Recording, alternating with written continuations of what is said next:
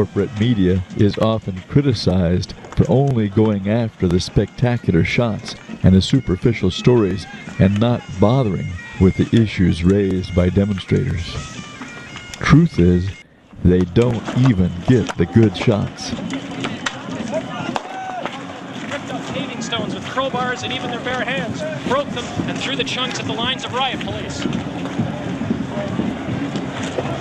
Get the fuck out of here.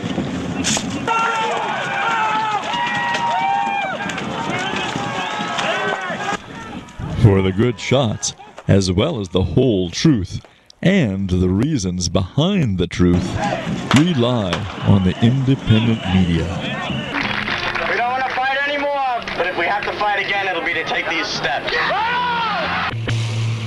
As we stand against the war, we also stand behind those who resist it. More and more U.S. service members are actively refusing to participate in the illegal, immoral invasion and occupation of Iraq. No more. We have a different path to take, and it doesn't matter what they do to us. It doesn't matter if they take away our honorable discharge, if they put us in prison. Call it peace or call it treason, call it love or call it reason, but I ain't marching anymore.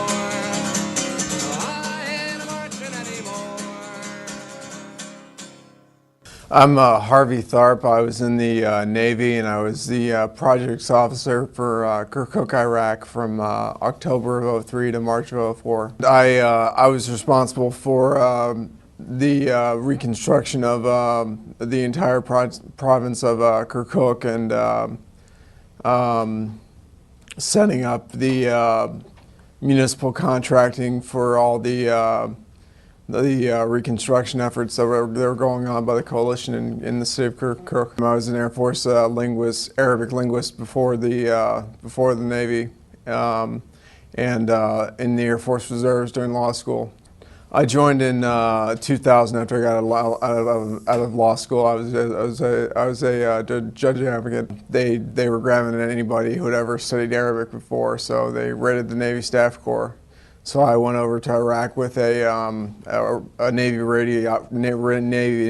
radiologist, a supply officer, a dentist, a doctor, and a base executive officer. They sent us out to the 6 different provinces of Iraq, and we sort of filled in for the jobs like projects officer, political advisor, and other jobs that weren't being filled because they didn't have the plans to fill these kind of jobs, and they didn't have the resources to do them. Their jobs were supposed to be done by civilians, but from the State Department or from USAID Agency for International Development, the professionals in project reconstruction and diplomacy and everything else. But the reason they couldn't send them was they didn't have armor-plated, bulletproof vehicles. They didn't have security teams. They didn't have secure communications or anything like that. But when we arrived, they realized we were military, so they could afford to order us to go into these really dangerous areas of Iraq and do these jobs. So when I was in Kirkuk, I was driving around with one other guy in a plain white SUV with just my pistol and no radio, and I had to buy my own body armor from bulletproofme.com for $800, and I did that for the entire 6 months. We never did have a radio, never did have body armor from the military. To someone considering joining the military now, I would say that I was in the military for a total of 12 years, and it was very good to me. But it's a totally different situation now, and it's not, going to Iraq for multiple tours and getting PTSD. I've had very mild symptoms of PTSD, and I wouldn't wish it on anyone. And having the severe kinds of PTSD that will haunt you for years and years, and having to deal with what you'll see and what you'll have to do if you go to Iraq is something I wouldn't wish on anyone.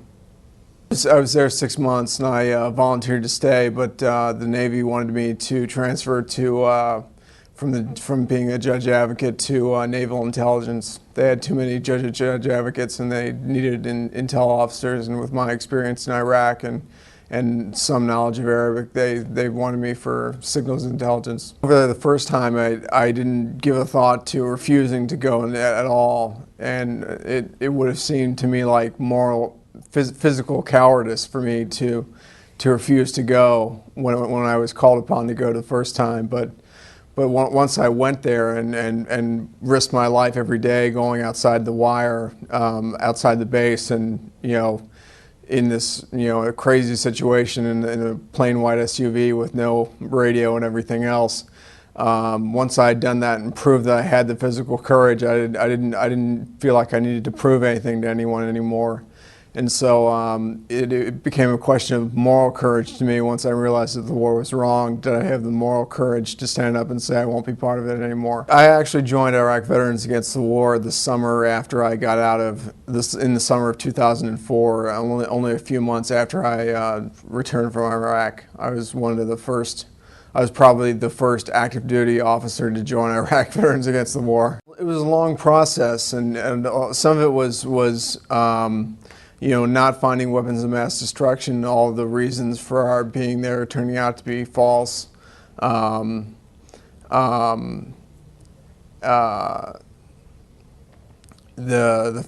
fact that our presence there didn't seem to be benefiting the Iraqi people at all. The fact that we seemed to be there for the oil and not for anything else. And so he told my commanding officer that I couldn't voluntarily participate in the war in Iraq anymore. And his response was that you're not the only one who's had doubts about the Iraq war.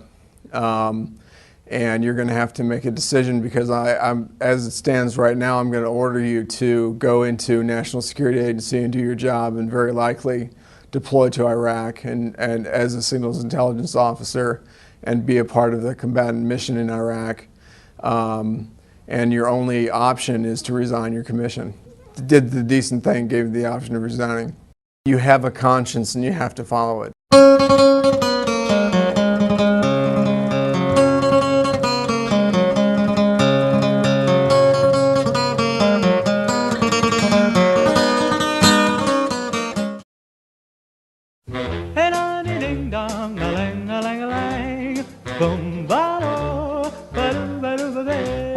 Life could be a dream if I could take you up in paradise up above.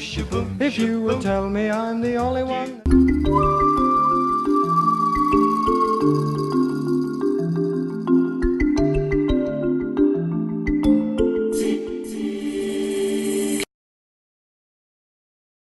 It's very hard to explain. You can't explain. You can't just explain. It's too hard. And if it was you, how can you explain this? Because of the war? Yes. Do you have children? Oh, of course. How many children? I have 3. They with you? Only 1. The other 2? I don't know.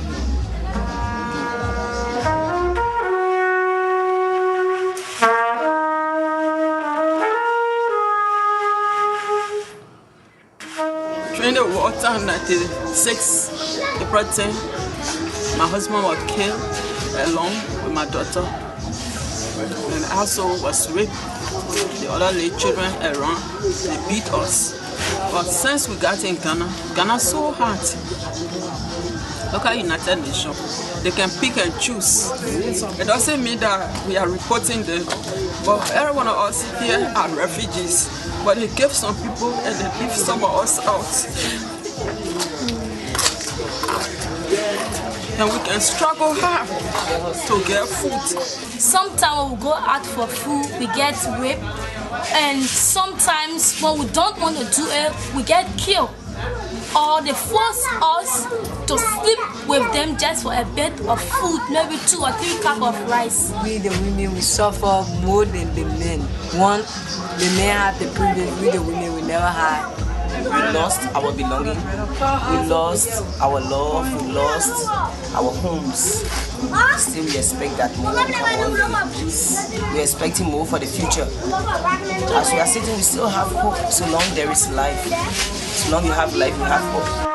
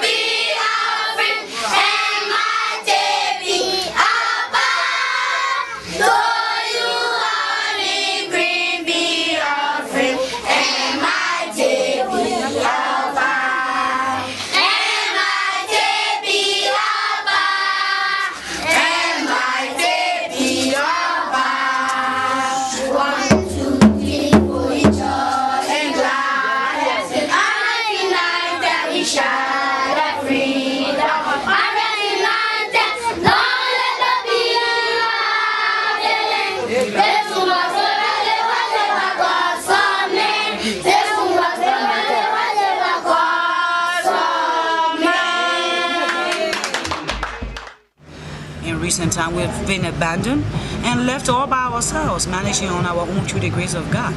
We don't have flowing water, pump water.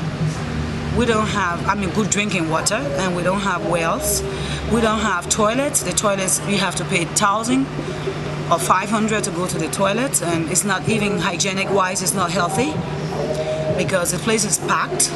There is no way to ease yourself, and even at a late hour where we usually go in an open air place they call golf, to easing ourselves at the hour 1, 2, 3, 4 o'clock in the morning, when your daughter want to go to the latrine, she can't go because you don't have anybody protecting you.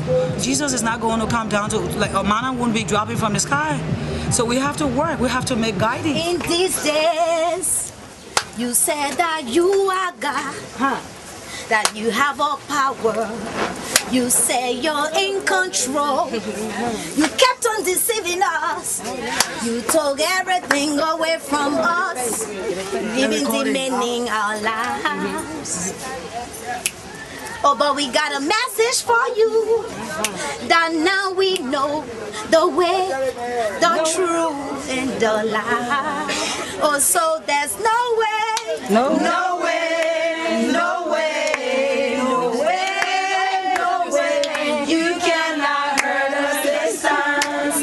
You cannot hurt us this time, no, no way, no way, no way, no way. You cannot hurt us this time. Without marriage, without the wedding band, there is no respect in this Butuburon camp, especially when you got character like me, because it's something that leads to something. After your misfortunes, your displacement, your integration and rearrangements, your brain is completely damaged.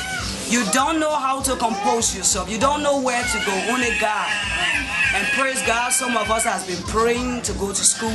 Some of us has been trying to give our children hope, because if you make so many promises to the children that you cannot fulfill, you might end up eating your taboo. You will do something that will lead to your disgrace, that your children might not even listen to you, and things will start falling apart. And those of us who will be going home, Ellen Johnson Sally said, when you come, you should show me what you have achieved in exile. And what you're showing me today, I promise you, I swear to God, that when I get to Liberia, if God helped me to calm this patient of mine, I will do something better than this. God for Mary. In the Republic of Liberia, we have been trying men, everything was men, because in Africa we take our men first. Of course, yeah. We take our men first, but now these days around, we have women going to be first, because we have given men so much privilege, and they never regarded us, they never respect us, they never even respect our children. and they went about doing their own things. So therefore, we as women together, coming together as one to go back to Liberia, we are going to be very drastic. We are not going to stand for any man to do anything that is not correct to complete our children's future. We will not give them chance. As far as I'm concerned, I know that the president of Liberia, Ellen Johnson Sirleaf, she's going to do her best and she's going to do something better for the future and the youth. I'm positively sure. With God on our side, we are going to make it this time around. We are going in full blast.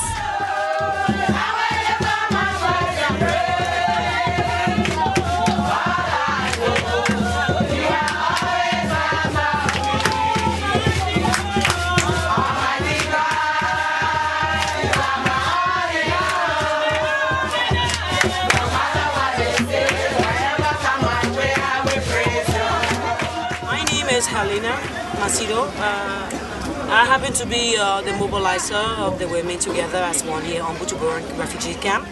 The job we do is not an easy thing, but because we do intend to fighting against poverty, that is why we decided we would do it until we get it done. As a woman thinking with kids, having kids, your family with you, and then thinking you will never live a decent life, not even a better one, but through by God's grace, I made it. Through the literacy classes, as he talked about how we should be able to write our stories, how we'll be able to talk about what happened for the past years in Liberia, and how we feel about it. Now I'm encouraged. Now I feel better off than before. I'm no more like how I used to be. I'm a woman now who is working on my own. I can do things. I can sew. I'm a seamstress. Now I think I'm much better off now. I can sit. I'm happy. As could be, as a mother and the mother of children, I'm very much happy that I live on the Liberian refugees camp. Now you come to the characters. The characters are the people in the story. And in this case, you are the major character, the chief character that we call the protagonist. And in this case, you are going to be the major character, so you are the narrator.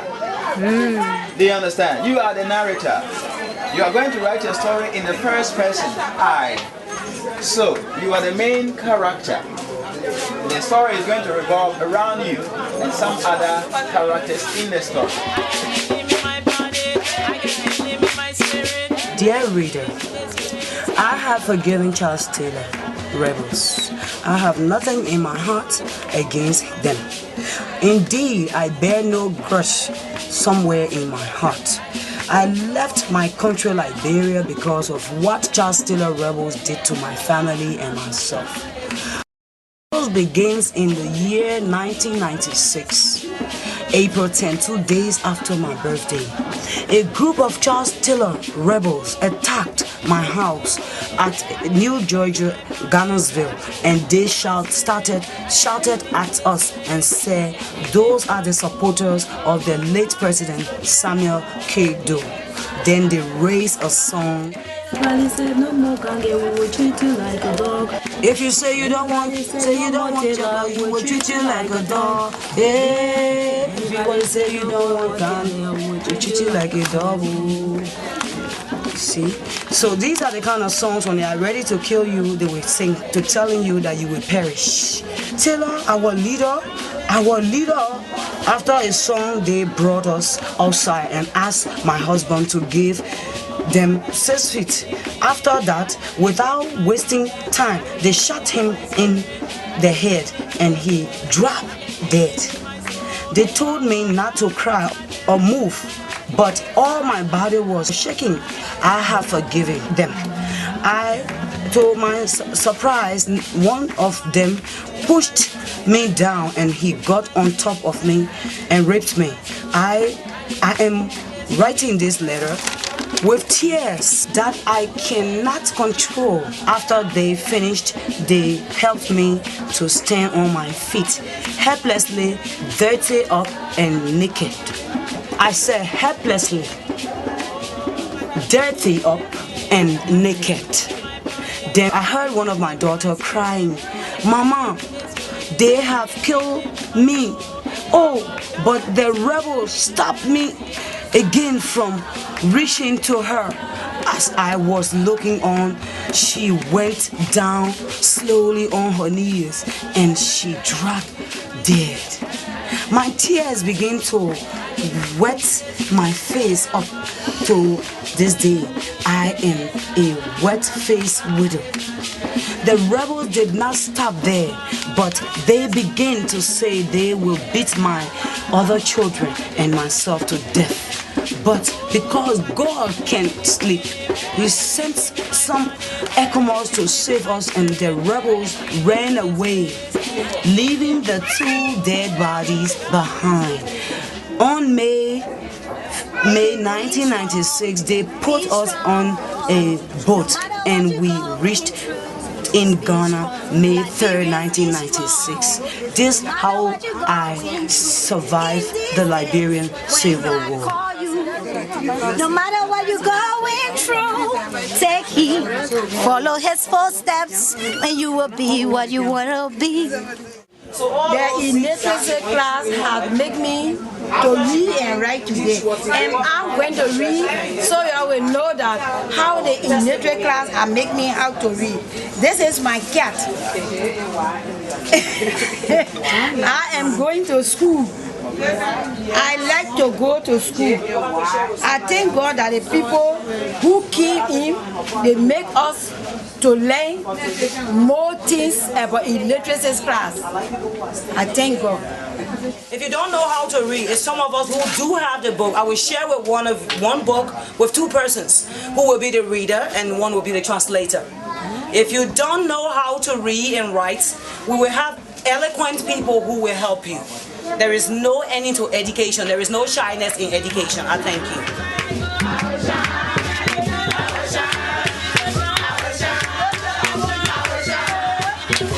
It's not what you put on your hair that's going to make it grow. It's what you put in within your body, in your state of mind. Okay. If I know I'm an African, I'm supposed to have certain symbol of being an African. As Africans, we want to bring us back to our culture, to reclaim the African culture once and have natural hair. Yes. Thank you.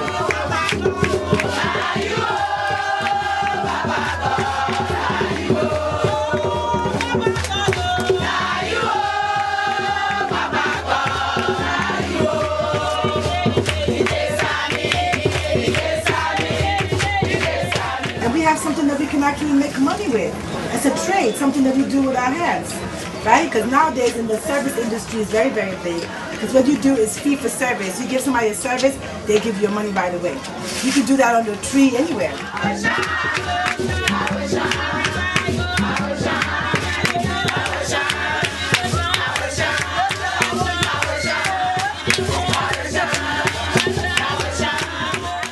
Friday, I don't sleep because I want to come to class on Saturday morning. So by 6, I wake up, take my bath. Next thing, I'm on the streets running to come to school because I enjoy coming to this place. I had a nice time doing my test, and I learned a lot for the test, and I'm very sure my mom will be glad when she sees my test paper because I passed. I want to be a computer technologist, so maybe starting from here, I'm sure I'm going to make my dream come true. I did excellent. This is our first time going out to the internet where the world is awaiting our arrival. And I'm going to give you your arrival name and password now.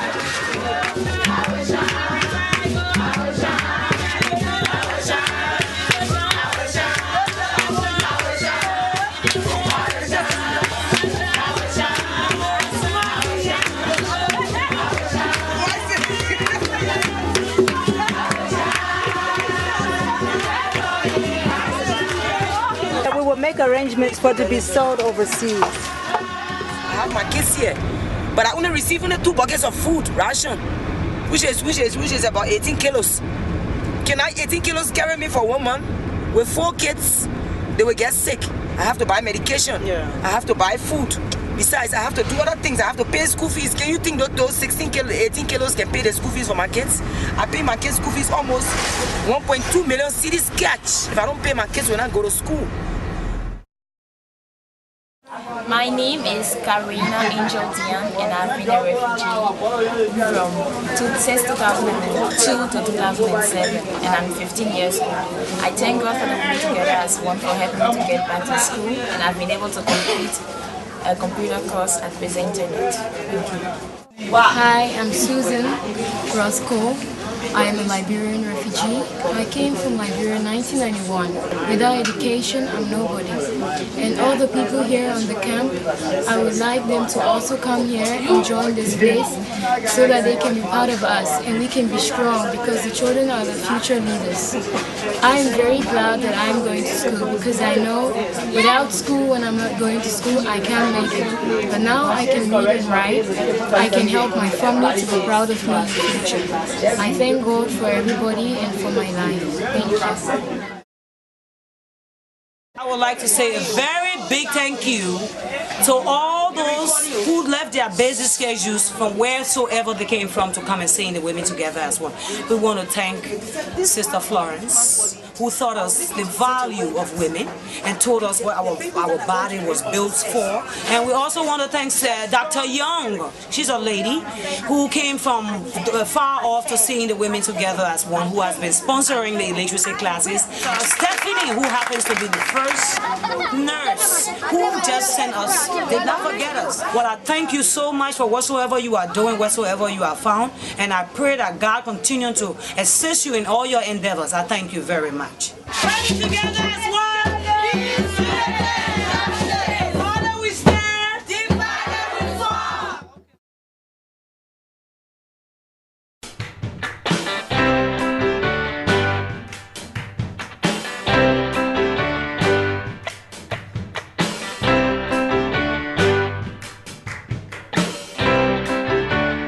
We don't stop till we get justice.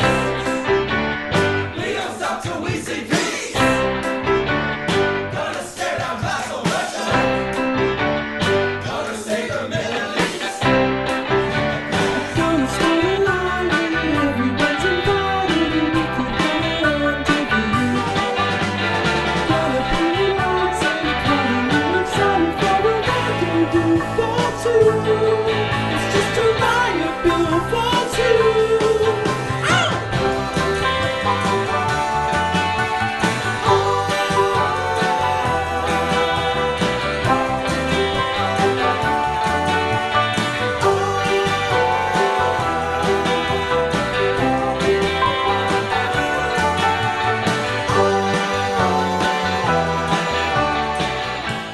They put us in prison.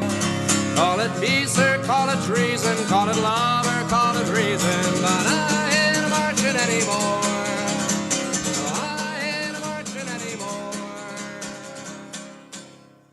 I'm Harvey Tharp. I was in the Navy, and I was the projects officer for Kirkuk, Iraq from October of '03 to March of '04. I was responsible for the reconstruction of the entire province of Kirkuk, and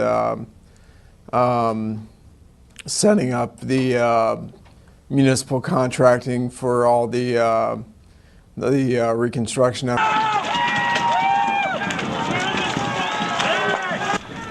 For the good shots, as well as the whole truth, and the reasons behind the truth, rely on the independent media. We don't want to fight anymore, but if we have to fight again, it'll be to take these steps. As we stand against the war, we also stand behind those who resist it. More and more U.S. service members are actively refusing to participate in the illegal, immoral invasion and occupation of Iraq. No more. We have a different path to take, and it doesn't matter what they do to us. It doesn't matter if they take away our honorable discharge.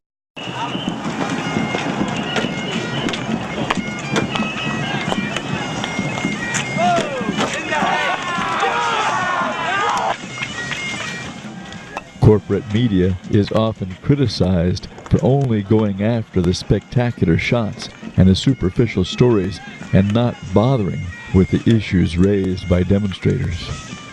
Truth is, they don't even get the good shots. Ripped up paving stones with crowbars and even their bare hands, broke them, and threw the chunks at the lines of riot police. Get the fuck out of here. Provinces of Iraq, and we sort of filled in for the jobs like projects officer, political advisor, and other jobs that weren't being filled because they didn't have the plans to fill these kind of jobs, and they didn't have the resources to do them. Our jobs were supposed to be done by civilians, but from the State Department or from U.S. Agency for International Development, the professionals in project reconstruction and diplomacy and everything else. But the reason they couldn't send them was they didn't have armor-plated, bulletproof vehicles. They didn't have security efforts that were going on by the coalition in the city of Kirkuk. I was an Air Force linguist, Arabic linguist before the Navy, and in the Air Force Reserves during law school. I joined in 2000 after I got out of law school. I was a judge advocate. They were grabbing at anybody who had ever studied Arabic before, so they raided the Navy Staff Corps. So I went over to Iraq with a Navy radiologist, a supply officer, a dentist, a doctor, and a base executive officer. They sent us out to 6 different